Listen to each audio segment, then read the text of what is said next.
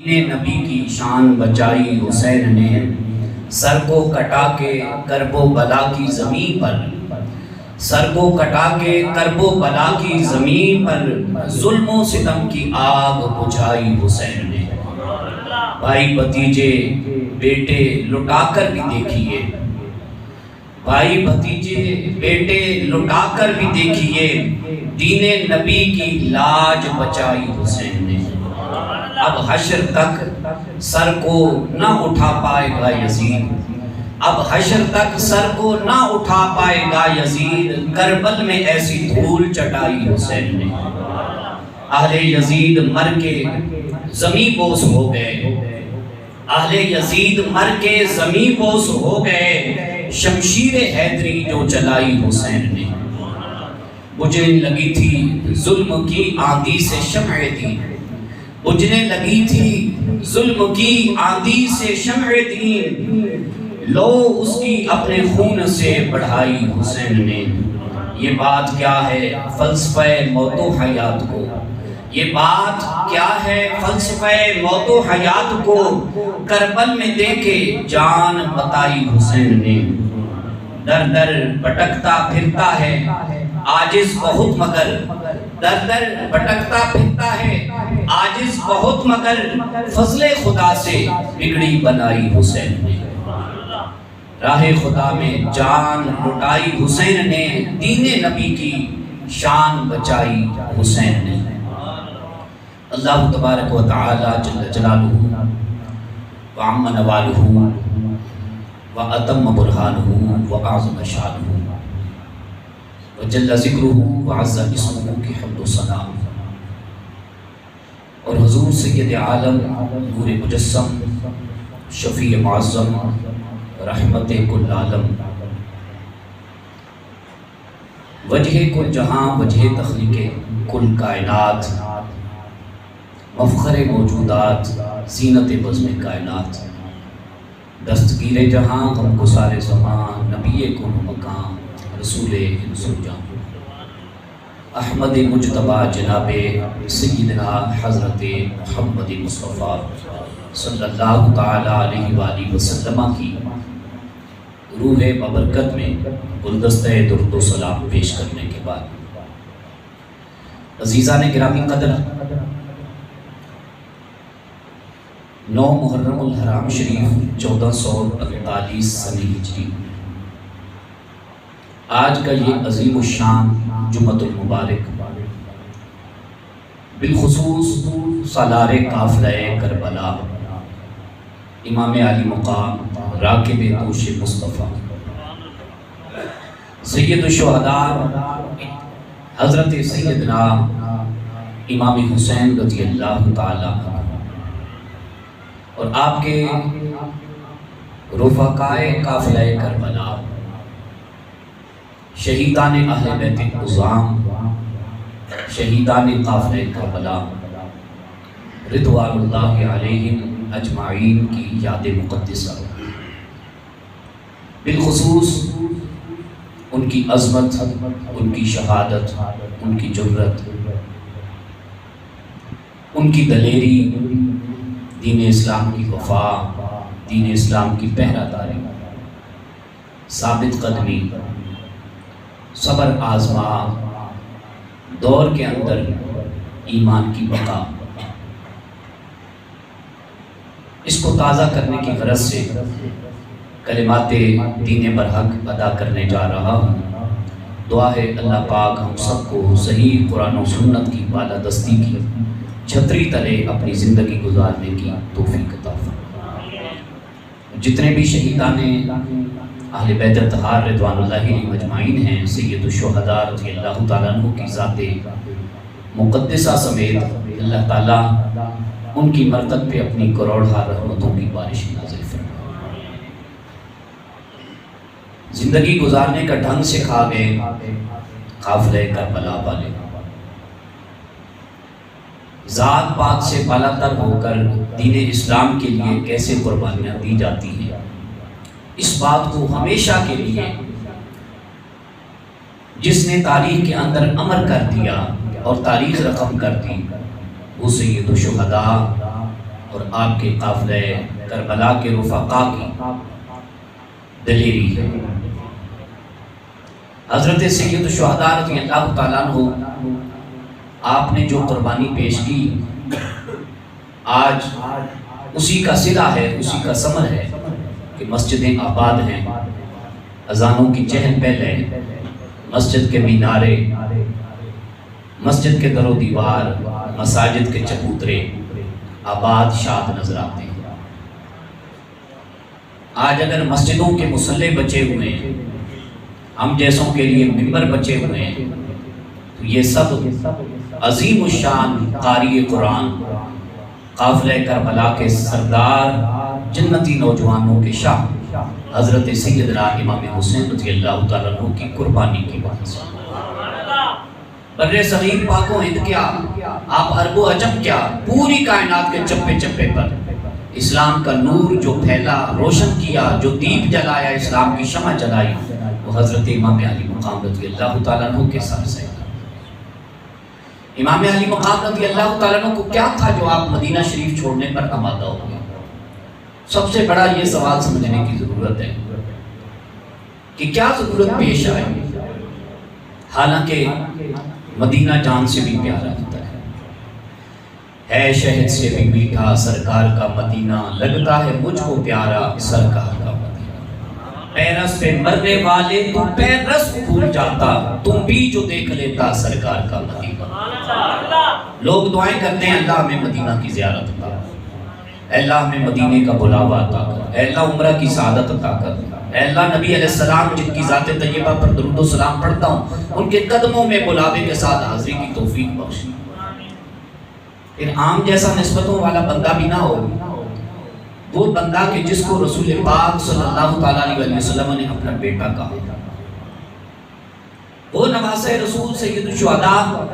امام علی مقام امام حسین رضی اللہ تعالیٰ عنہ کی ذات طیبہ مدینہ شریف میں موجود ہو، مدینہ کو ہی چھوڑ دے، یہ کیسی بات ہے؟ تو اس کے پیچھے سب سے بڑی جو حکمت ہے، سب سے بڑا جو کربلا کا فلسفہ ہے، سب سے بڑا جو کربلا کا پیغام، کربلا کی تعلیمات، کربلا کا سبق ہے، وہ آج ہمیں سیکھنے کی، سب سے بڑھ کر جذبات سے علیحدہ ہو کر سکھانے کی بھی ضرورت ہے۔ اس کی وجہ یہ تھی کہ آپ حق کے ہاتھ پر بیعت کرنا چاہتے تھے، حق والے تھے، حق کو پسند فرماتے تھے، باطل قوتوں سے نبرد آزما رہے آپ کے نانا جان بھی، آپ کے والد گرامی بھی، اور آپ نے اپنے نانا جان اور جناب ابا کریم حضرت علی المرتضیٰ شیر خدا رضی اللہ تعالیٰ عنہ کی سنت مبارکہ کو ادا کی۔ بیعت کرنا کوئی مشکل نہیں ہوتا، خلقت خدا میں سے کوئی بھی کسی کے ہاتھ پر بیعت کر لیتا ہے، لیکن امام علی مقام رضی اللہ تعالیٰ عنہ نے ہمیں امتیازی حیثیت بتائی، فرق بتایا۔ ہر باطل والے، باطل قوتوں کے پیروکار شخص کے ہاتھ میں ہاتھ نہیں دیا کرتا۔ آپ کے والد گرامی حضرت سیدنا امیر معاویہ رضی اللہ تعالیٰ عنہ کی بات کی جائے، ادھر سے دیکھیں تو کاتب وحی ہے، ادھر سے دیکھیں تو صحابی رسول رضی اللہ تعالیٰ عنہ ہے،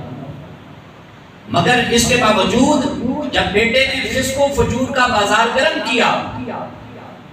اور سب سے پہلے مدینہ کے حاکم کو بلا کے جب اس نے بیعت کے لیے زور دیا کہ مدینے کے امام اگر ہماری بیعت پر آمادہ ہو جائیں گے تو باقی کام آسان ہو جائے گا۔ آپ تاریخ اسلامیہ کو پڑھ کے دیکھیں، 3 بندے ایسے ہیں جنہوں نے مدینہ شریف کی سرزمین پر سب سے پہلے یزید کی بیعت کو ٹھکرایا، پاؤں کے ذریعے سے ٹھوکر ماری، انکار کے ذریعے سے اس کو اس کی اپنی اوقات دکھائی۔ حضرت سید الشہداء امام علی مقام رضی اللہ تعالیٰ عنہ پہلے بندے تھے، حضرت عبداللہ ابن عمر رضی اللہ تعالیٰ عنہ دوسرے بندے تھے، حضرت عبداللہ ابن زبیر رضی اللہ تعالیٰ عنہ تیسرے بندے تھے۔ جب حاکم مدینہ نے یہ جواب سنے تو اس نے اس بابت آگاہ کیا یزید کو، فاسق و فاجر وقت کے حاکم کو، تو اس کے دل میں انتقام کی آگ بڑھ گئی۔ مدینہ شریف میں لوگ پوچھتے ہیں حضرت امام علی مقام رضی اللہ تعالیٰ عنہ نے اپنا رہن سہن کیوں چھوڑا؟ اس کا پس منظر وہی ہے جو ہمارے پیارے نبی پاک صلی اللہ علیہ وسلم کے ہجرت کا پس منظر ہے۔ آپ نے مکہ کیوں چھوڑا؟ آپ نے مدینہ شریف کی طرف کیوں ہجرت فرمائی؟ آپ نے مہاجرین کو کیوں ساتھ لیا؟ مدینے پہنچ کر انسان کا بھائی بھائی کیوں بنایا؟ جب آپ پر نانا جان پر نبی اکرم صلی اللہ علیہ وسلم پر مدینہ شریف کی سرزمین مکہ شریف کی سرزمین تنگ کر دی گئی تو آپ نے مدینہ پاک کو اپنا دار مسکن بنایا۔ اس کی جو وجوہات ہیں سارا زمانہ جانتا ہے۔ نبی پاک صلی اللہ علیہ وسلم کے لیے نماز پڑھنا مشکل، صدائے حق کی صدا لگانا آواز لگانا مشکل، نبی پاک صلی اللہ علیہ وسلم کے لیے اسلام کی تبلیغ مشکل، نبی پاک صلی اللہ علیہ وسلم کی راہ مبارکہ میں تبلیغ کی راہ میں کانٹوں کا بچھایا جانا عام ہو گیا۔ نماز پڑھتے تو جانوروں کی اوجریاں تک آپ کی قبر مبارکہ پر لا کر رکھ دی جاتی۔ نبی پاک صلی اللہ علیہ وسلم کی زندگی مبارکہ کو پریشان حالی کے دور سے گزارنا شروع کر دیا گیا تو آپ نے پھر ہجرت کو پسند فرمایا۔ امام علی مقام رضی اللہ تعالیٰ عنہ نے مدینہ پاک سے ہجرت کی مکہ پاک، مکہ پاک سے ہجرت کی کوفہ، کوفہ سے ہجرت کی کربلا، کربلا سے ہجرت کی شام، شام سے ہجرت کی دمشق، دمشق سے پھر واپس ہجرت کا پروگرام بنایا کوفہ کے لیے، کوفہ سے پھر آپ نے واپس مدینہ پہنچنا چاہا۔ یہ سارا نظریہ، یہ سارا پلان بتاتا ہے کہ امام علی مقام رضی اللہ تعالیٰ عنہ اپنے سفر کی ابتدا سے لے کر اختتام تک سب چیزوں سے واقف تھے۔ یہ ان لوگوں کا منہ توڑ جواب ہے جو زور آور آوازیں دن رات نکلتی رہتی ہیں، جو کہتی ہیں حادثہ ہو گیا، کربلا اچانک سے برپا ہو گیا۔ واقع کربلا ایک حادثہ ہے، ایک واقعہ ہے، ایک عام سی بات ہے، جو نہیں ہونا چاہیے تھا وہ ہو گیا، ایسی بات ہرگز نہیں ہے۔ امام حسین علیہ السلام کی بات کرتے ہیں، امام حسین علیہ السلام نبی پاک صلی اللہ علیہ وسلم کی گود مبارکہ میں بچپنے کے عالم میں تھے۔ جبرائیل امین رضی اللہ تعالیٰ عنہ علیہ السلام آپ رسول خدا صلی اللہ علیہ وسلم کی خدمت مبارکہ میں حاضر ہوئے اور آ کر نبی پاک صلی اللہ علیہ وسلم کو کربلا کی سرخ مٹی تک دکھائی۔ یا رسول اللہ صلی اللہ علیہ وسلم، آپ کی امت کے لوگ آپ کے اس پاک نواسہ سید الشہداء امام علی مقام امام حسین رضی اللہ تعالیٰ عنہ کو شہید کر دیں گے، اور یہ وہ کربلا کی جگہ ہے، یہ اس کی رنگین سرخی میں مائل مٹی ہے، وہ مٹی رسول پاک صلی اللہ علیہ وسلم کو دکھا دی گئی۔ آپ امام جلال الدین سیوطی رضی اللہ تعالیٰ عنہ جیسے محدث سے پوچھیں، لوگوں سے کیا پوچھتے ہیں؟ لوگ تو دین سے پہلے سے بے خبر ہیں، بے خبری کے باوجود دین کے ٹھیکیدار بنے ہوئے ہیں۔ 500 سے زیادہ کتابیں جس بندے نے لکھی، جو بندہ بیک وقت مفسر قرآن ہے، جو بندہ بیک وقت فقیہ ہے، جو بندہ بیک وقت محدث ہے، جس کو وہ جلال الدین سیوطی عام بندہ نہیں ہے، جس کو جاگتی آنکھوں کے ساتھ، جاگتی آنکھوں کے ساتھ 27 مرتبہ سے بھی زیادہ پاک نبی پاک رسول اللہ صلی اللہ علیہ وسلم کا دیدار مبارکہ تھا۔ یہ بندہ اپنی کتاب کے اندر لکھتا ہے کہ جب رسول خدا صلی اللہ علیہ وسلم اپنی حیات ظاہری میں موجود تھے تو سیدھے زانو شریف پر گھٹنے مبارکہ پر حضرت امام حسین علیہ السلام تھے، اور دوسری طرف الٹے زانو مبارکہ گھٹنے مبارکہ پر آپ کے سخت سنگے لختے جگر نور نظر حضرت سیدنا ابراہیم علیہ السلام تھے۔ ابراہیم امین علیہ السلام امر ربی سے زمین پر اترتے ہیں، رسول اللہ صلی اللہ علیہ وسلم کو عرض کرتے ہیں، یا رسول اللہ صلی اللہ علیہ وسلم، اللہ کا ایک فرمان لے کر آیا، اللہ ان دونوں ہستیوں کو، حسین اور آپ کے نور نظر آپ کے بیٹے ابراہیم علیہ السلام کو اکٹھا نہیں رکھے گا اس کائنات عالم میں، اللہ کی مرضی بھی سنیے۔ محبوب فرماتے ہیں جبرائیل سنا دیجیے اللہ کی مرضی، میرے رب کی مرضی کیا؟ آپ کی مرضی یہ ہے ایک نواسہ آپ رکھ لیں، ایک بیٹا آپ رکھ لیں، اور ایک بیٹا ہماری طرف بھیج دیجیے، ایک بیٹا ہماری طرف بھیج دیجیے۔ یہ الفاظ حدیث مبارکہ کے یہ پیغام بتاتا ہے کہ میرے پاک نبی علیہ الصلوۃ والتسلیم کو حسین سے کتنا پیار تھا، کیوں پیار تھا۔ اگر آپ کو حسین علیہ السلام کی شہادت سے بے خبری تھی، حسین علیہ السلام کے مشن کا معاذ اللہ پتہ نہیں تھا، خبر نہیں تھی، تو آپ ابراہیم علیہ السلام جو کہ آپ کے سگے نور نظر تھے، لختے جگر تھے، ان پر حضرت سید الشہداء امام حسین رضی اللہ تعالیٰ عنہ کو کیوں ترجیح دے رہے تھے؟ لوگ تو اپنا بیٹا بچاتے ہیں۔ میرے پاک محبوب علیہ الصلوۃ والتسلیم نے فرمایا، میں نے اپنے ابراہیم پر اپنے حسین کو ترجیح دی، اپنے ابراہیم پر اپنے حسین کو ترجیح دی۔ مختلف روایات کے اندر آتا ہے 7 دن فقط، بعض روایات کے اندر 3 دن کا ذکر ہے، بعض روایات صحیحہ کے اندر 2 دن کا ذکر ہے کہ 7 دن 3 دن یا 2 دن فقط ابراہیم علیہ السلام نے پھر باقی اپنی ماندہ زندگی اس دار فانی میں گزاری۔ اس کے بعد آپ اللہ کے سپرد ہو گئے۔ اس لیے رسول پاک صلی اللہ علیہ وسلم ارشاد فرمایا کرتے تھے جب حسین علیہ السلام کو آتا ہوا دیکھتے نا تو آپ فرماتے افتدیتو من افتدیہ ابنی ابراہیم، اے آنے والی ہستی میرے لاڈلے حسین، میں تجھ پر فدا ہو جاؤں، میں تجھ پر فدا ہو جاؤں۔ کیوں فدا ہو جاؤں؟ رسول پاک صلی اللہ علیہ وسلم حدیث پاک کے اندر فرماتے ہیں من افتدیتہ ابنی ابراہیم، میں تجھ پر فدا ہو جاؤں اے حسین جس پر میں نے اپنا سگا بیٹا ابراہیم بھی قربان کر دیا۔ یہ ہے حضور پاک صلی اللہ علیہ وسلم کا پیار۔ لیکن جب مدینہ شریف کی سرزمین تنگ کر دی گئی اور آپ کو پھر خطوط لکھے گئے اور فاسق و فاجر شخص کی مکاریاں چال بازیاں، بادشاہت کا راج، اس کا سکہ زیادہ جمنے لگا تو وقت سے پھر پہلے برائی کا تدارک ضروری ہوتا ہے۔ امام علی مقام کا ہی فرمان ہے ظلم کے خلاف جتنی دیر سے اٹھو گے اتنا زیادہ ظلم کے خلاف جہاد کرنا پڑے گا۔ جتنا دیر سے اٹھو گے، آپ نے دیر نہیں کی ایک لمحے کی۔ بادشاہ است حسین، شاہ است حسین، بادشاہ است حسین، دین است حسین، دین پناہ است حسین، سرداد نداد دست در دست یزید حقہ کے بنائے لا الہ است حسین۔ وہ جو معین الدین چشتی اجمیری نے کہا، بٹر صدیق پاک و ہند کے ولی کامل نے کہا، وہ حق بحق کے لفظ کہ آپ نے سر دے دیا۔ سر دینا مشکل ہوتا ہے یا ہاتھ دینا مشکل ہوتا ہے؟ بولے نا، سر دینا مشکل ہوتا ہے، دینا تو درکنار، سر کو جھکانا بھی مشکل ہوتا ہے۔ آپ نے سر کو جھکایا تو صرف باری تعالیٰ کے سپرد کیا،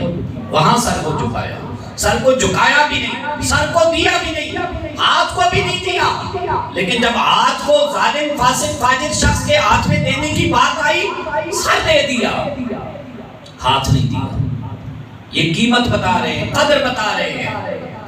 کہ قدر والوں کے ہاتھ بھی اس وقت بڑی اہمیت کے حامل ہوتے ہیں، نگاہیں بڑی اہمیت کے حامل ہوتے ہیں، کان عقل و شعور کی دنیا قدم نہیں اٹھنے چاہیے۔ ظالم فاسق فاجر کی حمایت کے لیے آپ مدینہ سے مکہ پہنچے۔ اس دوران کوفہ کے والی سمیت، مکہ کے والی سمیت بہت سے لوگوں نے اور بعض تو اصحاب پاک نے جن کے پھر آگے صاحبزادے اونو محمد رضی اللہ تعالیٰ عنہ ہیں، منع کیا حضور آپ نہ جائیں، حضور آپ نہ جائیں۔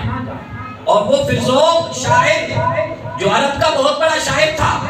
جب آپ کو مکہ شریف ہجرت کرنے کے دوران میں ملاقات ہوئی تو آپ نے فرمایا سناؤ کربلا کے کوفہ کے کیا معاملات ہیں، کیا حال احوال ہے؟ تو اس نے ایک تاریخی جملہ کہا فرزوق شاعر نے، وہ کہنے لگا حضرت ان کربلا والوں کے، کوفہ والوں کے دل تو آپ کے ساتھ دھڑکتے ہیں لیکن تلواریں ان کی بنو امیہ کی حفاظت کے لیے، محبت کے لیے اٹھی ہوئی ہیں، حالات بہتر نہیں ہیں، حضور آپ واپس تشریف لے گئے، آپ نانا جان کے شہر کو، مسکن کو، مدینہ پاک کو نہ چھوڑیے۔ تو وہ جو جواب ہے جو اس شاعر کو رسول پاک صلی اللہ علیہ وسلم کے نواسے نے، سالار قافلہ کربلا نے جو جواب دیا، وہ ہماری بند آنکھیں کھولنے کے لیے کافی ہے۔ آپ فرمانے لگے اگر قدرت نے اپنی پاک بارگاہ میں میرے لیے شہادت لکھی ہوئی ہے تو میں چیونٹی کے بال میں بھی گھس جاؤں، لکھی ہوئی تقدیر سے، مقدر والی شہادت سے مجھے رب کے سوا کوئی ذات بچا نہیں سکتی۔ اور اگر جس مشن کے لیے ہے فرزوق شاعر سن، جس مشن کے لیے نبی کا نواسا، نانا جان کا شہزادہ، امت کی بحالی اصلاح کے لیے، دین اسلام کی سربلندی کے لیے نکل کھڑا ہونے لگا ہے، جو میرا مشن حق ہے، اگر تو میں اس اپنے مشن حق کی خاطر نکل کھڑا ہوا اور کامیاب ہو گیا تو پھر شکرانے کی ادا کرنے کی ضرورت ہے، اور شکرانہ بھی نماز کی شکل میں ادا کرنا بہتر ہے۔ تو دونوں معاملے، میں نماز والا، شکر کی ادائیگی والا معاملہ بھی اپنے رب قدیر کے حوالے کرتا ہوں، اور شہادت اور تقدیر کے لکھے ہوئے کا معاملہ بھی اپنے رب کے حوالے کرتا ہوں۔ مجھے واپس نہیں پلٹنا چاہیے۔ اونو محمد آپ کے ساتھ گئے، ان کے والد گرامی نے علیحدگی اختیار کی، امام علی مقام رضی اللہ تعالیٰ عنہ نے اپنا مکے سے آگے کوفہ کی جانب بڑھنے والا سفر مبارکہ نہیں روکا۔ آپ آج بھی اگر جدت کے ماحول میں بھی دیکھیں، مدینہ پاک سے آپ نے ہجرت فرمائی مکہ پاک کی طرف، یہ تقریباً آج کل کے اعتبار سے بھی 431 سے لے کر 436 کلومیٹر تک کا فاصلہ بنتا ہے۔ آپ نے مکہ پاک سے کوفہ کی طرف ہجرت کرنے کو ترجیح دی۔ یہ فاصلہ کم و بیش پونے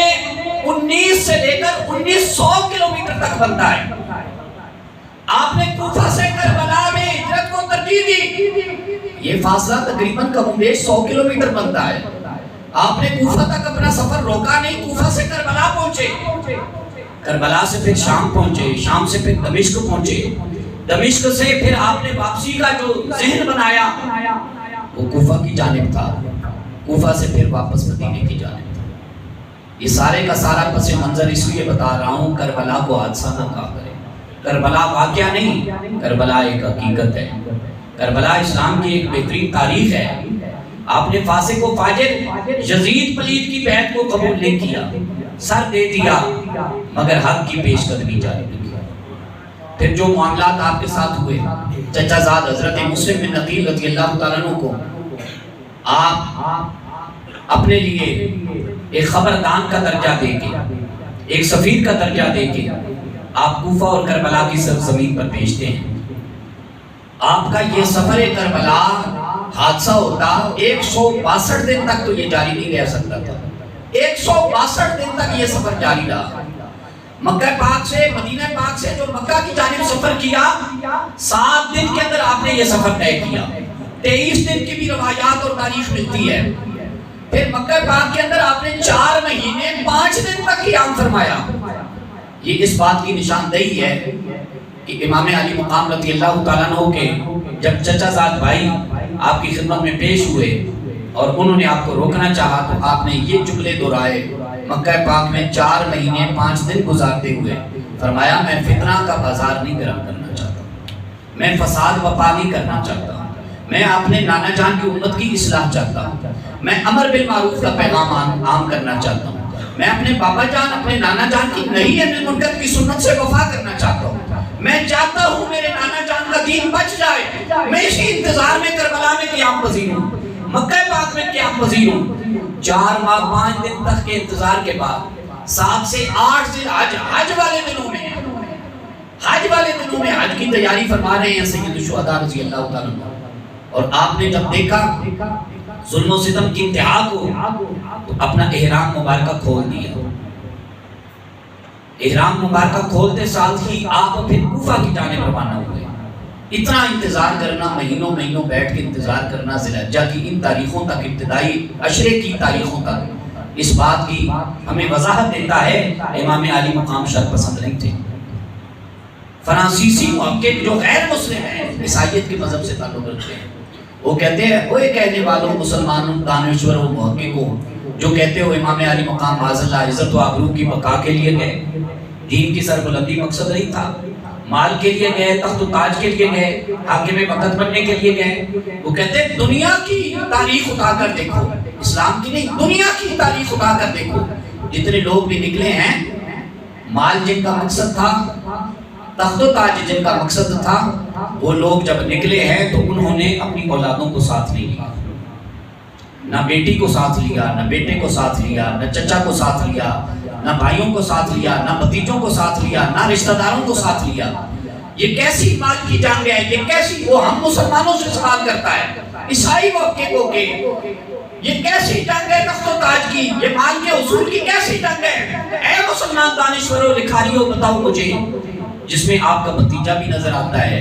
آپ کی بیٹیاں بھی نظر آتی ہیں، آپ کے بیٹے بھی نظر آتے ہیں، 6 ماہ کے ننھے مجاہد بھی نظر آتے ہیں۔ یہ کیسی جنگ ہے کہ 72 کے 72 قافلے کے اہل بیت طاہر کے سرکردہ افراد کو آپ ساتھ لے کر کربلا کے میدان کارزار میں اتر رہے ہیں؟ مال کی جنگ نہیں ہے، یہ اسلام کی سربلندی کی جنگ ہے۔ امام علی مقام چاہتے تو اکیلے تنہا بھی جا سکتے تھے، قافلہ کربلا کو، اپنے اہل بیت طاہر کو، اپنے گھر کو ساتھ رکھ کے ہمیں یہ وفا کا درس دے رہے ہیں۔ دین پر جب کوئی آنچ آنے کا وقت آئے، نہ تمہاری عزت نہ تمہاری اہمیت، اس کی اہمیت اور اس کی ترجیحات ہونی چاہیے سب سے پہلے اسلام، سب سے پہلے قرآن، اور پھر عام قاری ہم ممبروں پر پڑھتے ہیں قرآن، عام قاری مصلوں پر پڑھتے ہیں قرآن، عام قاری تراویحوں میں پڑھتے ہیں قرآن، عام قاری شبینوں میں پڑھتے ہیں قرآن۔ عام قاریوں کا پڑھنا قیامت تک جاری رہے گا، لیکن جو نیزے کی نوک پر امام علی مقام رضی اللہ تعالیٰ عنہ نے قرآن کا قاری بن کر قرآن پاک سنایا، اللہ اکبر کبیرہ، سر کو کٹا دیا، قرآن کا سنانا نہیں چھوڑا۔ یہ قرآن سے محبت امت کے اندر یہ پیغام اجاگر کرتی ہے۔ لوگوں، ایک بات تو یہ کہ حق کی بیعت کو ہمیشہ قبول کرنا، صبر آزما دور کے اندر میرے طریقے کو، میرے سورہ حسینی کے کاربند رہنا، اس کے نقوش کی پیروی کرنا، اپنی آل اولاد کو درس حق، درس وفا، درس صبر دیتے رہنا، اور اس کے ساتھ ساتھ قرآن سے محبت کا رشتہ جوڑے رکھنا۔